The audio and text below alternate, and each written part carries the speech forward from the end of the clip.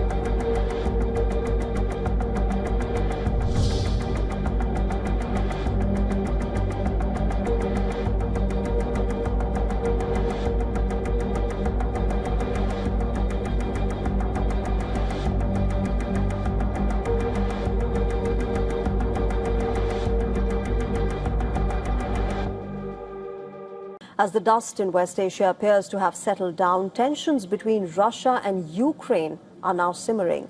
Kiev claims that Russia is preparing a new spring-summer offensive in Ukraine's southeast. The battleground is blazing, a day after Russia carried out the deadliest attack of the year that claimed at least 19 lives. It has launched fresh strikes on Odessa. A fire broke out in Ukraine's Danube Biosphere Reserve after a Russian drone attack on the port city.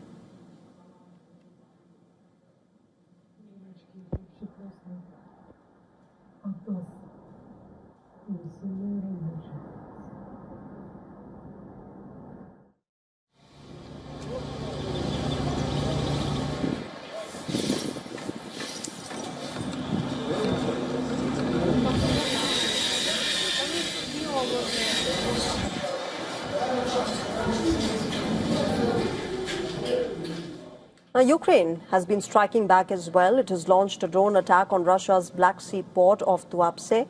The attack killed 2 people, including a 14-year-old girl, injured 7, and hit an oil tanker.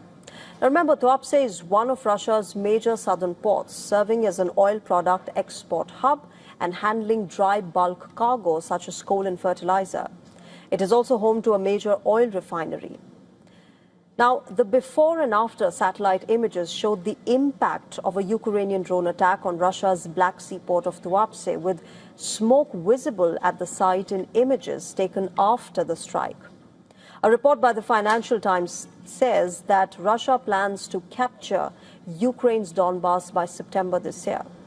This timeline marks yet another postponement of Moscow's objectives and comes as Russia intensifies pressure in the peace talks, demanding that Kiev withdraw its forces from the region without fighting. Russia has repeatedly insisted that Ukraine leave Donbas, which is a key condition that it has put forth for a ceasefire or broader settlement. Moscow is seeking control over territory that its forces have failed to seize militarily. As the fighting rages on, Ukraine claims Russian forces are planning to carry out 7 large-scale drone and missile attacks against Ukraine per month. According to Ukrainian authorities, 7 large-scale attacks per month would amount to roughly 1 every 4 days. Russian forces are currently carrying out about 4 to 5 such strikes per month, not including the intense and highly destructive winter campaign. Russia has significantly increased its use of missiles in large-scale attacks in early 2026, particularly ballistic missiles that can be intercepted only by the most advanced air defense systems, a capability that Ukraine has in limited supply. Kiev has long stressed in its appeals to partners that there is a need for additional air defense system and interceptors.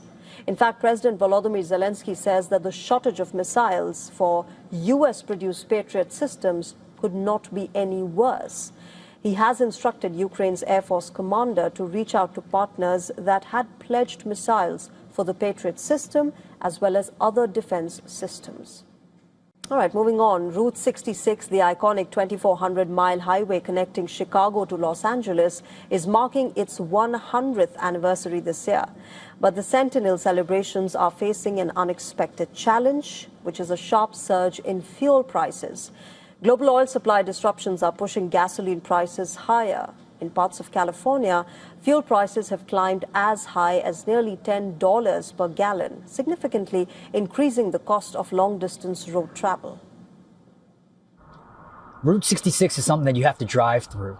You can't, you have to experience it. And it's like, if you want to go down that path, you're going to be stopping at these gas stations along the way. And it's hard to stomach. It really is. And if anything, it makes it more difficult for people to really enjoy this piece of Americana. And yeah, I just wish more people would talk about it, but more than just talk about it, that they would do something about it. For businesses along Route 66, the summer road trip season is critical. These establishments rely heavily on passing tourists. While operators say that business hasn't really dropped off sharply yet, there are growing concerns, remember, that higher fuel costs could actually reduce footfall. Being that we're already into April, I feel like most of the at least international tourists that plan on coming, they're not going to cancel their trip now. They've already got a lot of time and money invested in planning and tickets and stuff. So I think they'll be here, but it might downplay some of their extra side trips or unique experiences or extra travel while they're here. The impact is becoming visible among travelers themselves, with fuel costs pushing tank fill-ups to around $175 for some vehicles. Many are now shortening their trips or staying closer to home. Even those committed to the Route 66 experience are adjusting budgets, limiting dining, reducing stops, and focusing only on key attractions. While the emotional appeal of the historic highway remains strong, rising costs are clearly reshaping how Americans experience this milestone journey. We're moving from Phoenix to our new home, and to fill up my truck is $175. Yeah, it's bad. So when we do choose little trips like this, we are much closer to home than we would normally go.